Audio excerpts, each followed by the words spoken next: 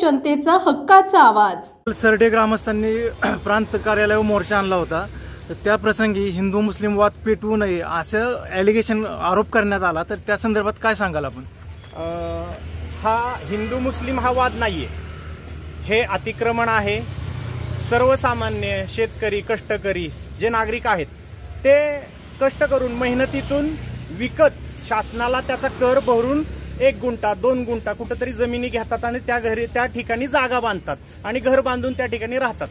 तर त्या पद्धतीनं अतिक्रमण त्यांनी केलेलं आहे। ते अतिक्रमण जर का तुम्ही रेग्युलराइज केलं तर हा अन्याय हा सर्वसामान्य कष्टकरी शेतकरी यांच्यावर नाहीये का? हा अन्याय होतोय, त्याच्यासाठी हा लढा आहे। हा अतिक्रमण आणि लॉ अँड ऑर्डर बिघडू नये म्हणून ह्यासाठी आपला हा लढा आहे। बाकी याच्यामध्ये हिंदू मुस्लिम हा कसलाही वाद नाही।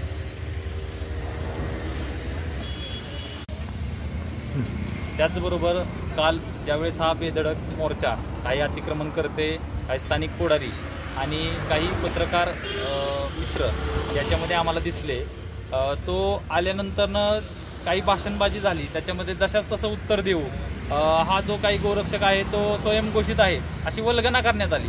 खरं जर बघितलं तर महाराष्ट्र शासनाचा अधिकृत असं त्याच्याकडे कार्ड आहे, ते सुद्धा आम्ही ह्या अर्जासोबत आजच्या जोडलेलं आहे।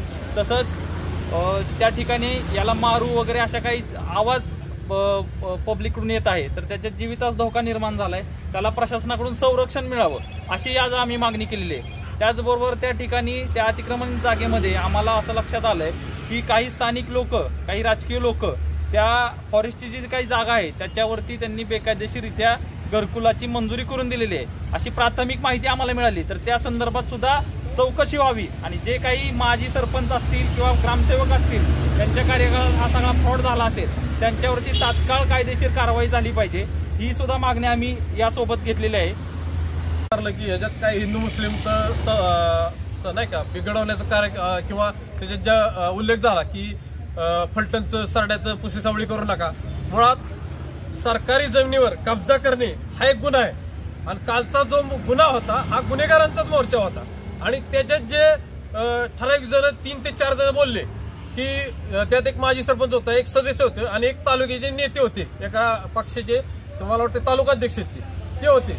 तर ह्या लोकांनीच ह्या जे अतिक्रमण ज्यांनी केलंय त्यांना ह्या लोकांनी गुंठेवारी जमिनी विकल्यात किंवा 50,000 लाख रुपयाला 2 गुंठे 3 गुंठे आणि मग आता अतिक्रमण हटलं तर ह्यांच्याकडे ही लोक जाणार आहेत अतिक्रमण करणारी की बाबा तुम्ही आम्हाला ह्या जमिनी विकत दिल्यात सरकारी आणि आता ते हटवतात तर ते आम्हाला सरकारी जमिनी आम्हाला अधिकृतपणे करून द्या। ह्याच्यासाठी हा फक्त कालवा आहे आणि हिंदू मुस्लिमचं नाव पुढे करून पुसेसावळीचं नाव पुढे करून अनेक मोठ्या लोकांना नावं ठेवून फक्त स्वतःचा राजकीय स्वार्थ साधण्याचा आणि त्याच्यातनं पैसे लाटण्याचा उपक्रम ह्या लोकांचा सुरू आहे, दुसरं ह्याच्यात काही नाही। धन्यवाद। नमस्कार, मी राजेंद्र आवारे, वनपाल आझाकी, अतिरिक्त कार्यभार फलटण।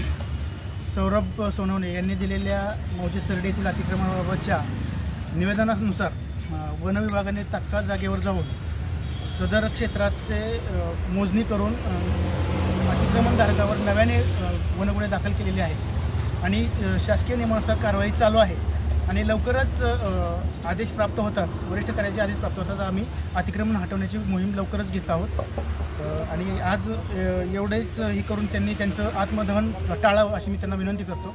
नमस्कार। भारत जय श्रीराम, जय श्रीराम। नमस्कार, आज आमच्यासोबत वन विभागाचे अधिकारी आहेत, त्यांनी आम्हाला एक पत्र दिले ज्याच्यानुसार आम्ही अर्ज केल्यानुसार 183 अतिक्रमण धारकांवर नव्याने पुन्हा गुन्हे दाखल केले आहेत। तर हे गुन्हे दाखल करून त्यांनी जी तत्परता दाखवली त्याबाबत आम्ही जे सौरभ सोनवणे उद्या जे आत्मदहन करणार होते ते आम्ही टाळत आहोत, पण जशी तत्परता वन विभागाच्या अधिकाऱ्यांनी आता दाखवली तशी तत्परता पुढील कारवाई दाखवून ते अतिक्रमण जे केलंय ते पूर्ण हटवावं आणि तेथील सरकारी जमीन ही मुक्त करावी, नाहीतर आम्हाला आंदोलनाचा पुढचा मार्ग मोकळा आहे। आणि तरी सुद्धा पुन्हा एकदा वन विभागाच्या अधिकाऱ्यांचे धन्यवाद। आपल्या भागातील महत्त्वाच्या आणि ताज्या बातम्या पाहण्यासाठी गंधवार्ता न्यूज चॅनलला यूट्यूबवर सबस्क्राईब करा आणि बेल आयकॉन प्रेस करा।